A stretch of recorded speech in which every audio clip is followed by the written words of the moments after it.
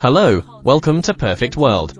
When Xu Hao descended upon the 3,000 Taoist provinces once again, the heavenly army suffered a disastrous defeat, and the Mackay Garden suffered even worse. The entire Taoist tradition was thoroughly plundered, continuing from before. As Xu Hao bid farewell to everyone, the warship gradually lifted off, preparing to enter the transmission formation, and head straight to the 3,000 Taoist provinces. As Xu Hao waved his hand for the last time, his gaze swept across the faces of those departed. He saw Kigi flying in from a distance, frantically waving her hand and shouting some words, but Xu Hao couldn't hear anything. Accompanied by a surge of divine light, the entire warship disappeared in an instant, through the spatial passage. One could still see blurry stars and the vast universe. When the warship emerged from the transmission passage again, Xu Hao successfully arrived at the 3,000 Taoist provinces. He came here to seek out several ancient families, and inquire about the path to the mortal realm. Looking at this familiar land, he recalled the past grievances and enmities. He muttered to himself, Heavenly Kingdom, Mackay Garden territory, and the Immortal Palace, I wonder if you are safe now.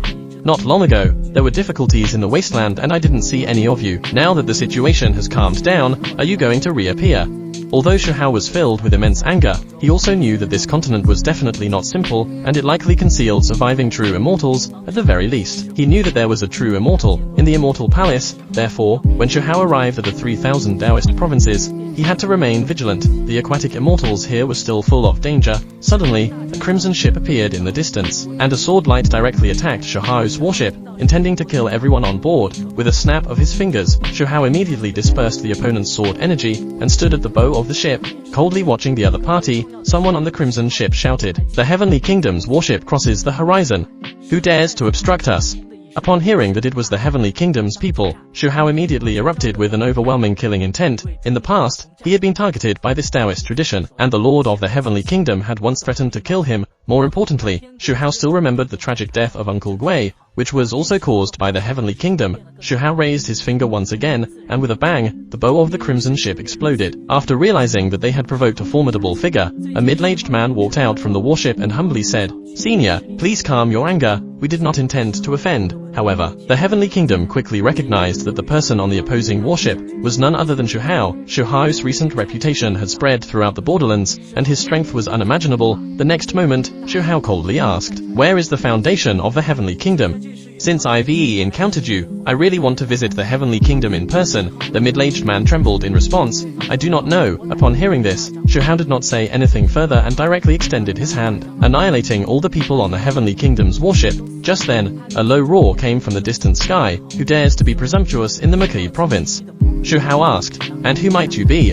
The other party replied, I am the second elder of the Mackay Garden, specifically here to welcome friends from the Heavenly Kingdom. However, when the second elder approached, he discovered that all the people from the Heavenly Kingdom were dead. His expression changed drastically, and he decisively chose to escape without any hesitation. Xu Hao clearly remembered that the Mackay Garden was also one of the forces that besieged him in the past, so naturally, he had to make a trip and see how strong the so-called Lord of the Mackay Garden was. He then shrank the warship and put it into his sleeve, riding the fearless lion straight towards the Mackay Garden. After a moment, Xu Hao arrived at the gate of the Mackay Garden. The gatekeeper shouted, This is a vital area of the Mackay Garden, leave immediately. At this moment, the voice of the second elder of the Mackay Garden came from behind, Leave quickly, don't ask any questions, this person has long disappeared. When several guards at the gate reacted, the second elder had already vanished without a trace. Everyone was speechless. Even the high-level members inside the gate were at a loss as to how to respond. Xu Hao had no intention of indiscriminate killing. He simply sat on the fearless lion and advanced, but even with just this imposing manner, it frightened all the creatures of the Mackay Garden. However, a stern rebuke soon came from inside the gate. How? What do you mean by this?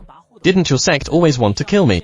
Today, I have come to you, the other party continued. Today, the Demon Lord is not here. You came here originally to test the strength of the Lord of the Mackay Garden, but unexpectedly, he's not here. He sneered at the others, calling yourself the Demon Lord. What a grandiose title, but I don't think you deserve it. The other party shouted, Dare to insult my Mackay Garden. Do you think he invincible?